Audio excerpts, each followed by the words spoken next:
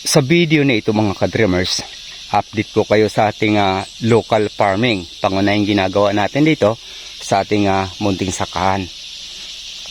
Ngunit sa pagkakataong ito ay talagang naantala yung aking mga videos dahil sa tinapuan tayo ng matinding sakit. Sa katunayan, 2 buwan na akong naga-home medication, self-medication, pero hindi talaga umobra. Kaya ito, medyo naantala yung ating mga gawain. Ito sana yung area na ito ay para sa karagdagang punla ng niyog. Tinatayang nasa kulang-kulang 200 papunta doon sa kalagitnaan ng area na iyon. Pero di tayo mawawalan dapat ng pag-asa.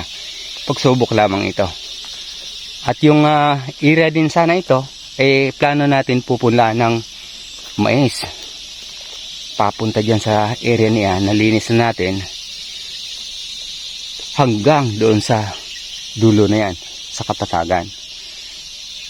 Ngunit di talaga kinaya ng ating katawan.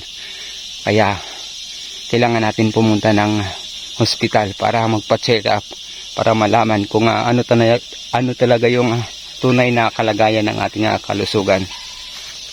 Yung aking luya, sa mga nagtatanong, andyan sa baba na yan, umalagwa na naman yung damo. Pero yung ating luya dyan ay stable.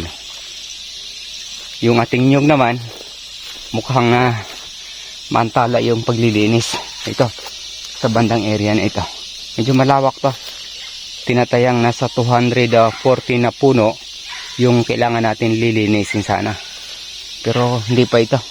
Sakaling may awa ang Diyos, tatagal tayo sa ospital ng 1 buwan, makabalik din kaagad tayo dito. Matitingnan din natin yung area na ito. Di man natin may sagawa yung gusto natin, pero ang mahalaga nandito yung ating patnubay. Kaya i-update ko kayo susunod. Sa ngayon wala talaga akong mga pananim. First cropping, wala akong mga pananim na maibahagi sa inyo dahil sa sobrang hina talaga ng aking katawan. Ayan. Share po natin yung video. I-update ko kayo pagdating ko sa hospital. Kailangan ko talagang lumakad papuntang hospital bukas. Dipolog, Dapitan City. Dapitan City ako didiretso. God bless po sa ating lahat.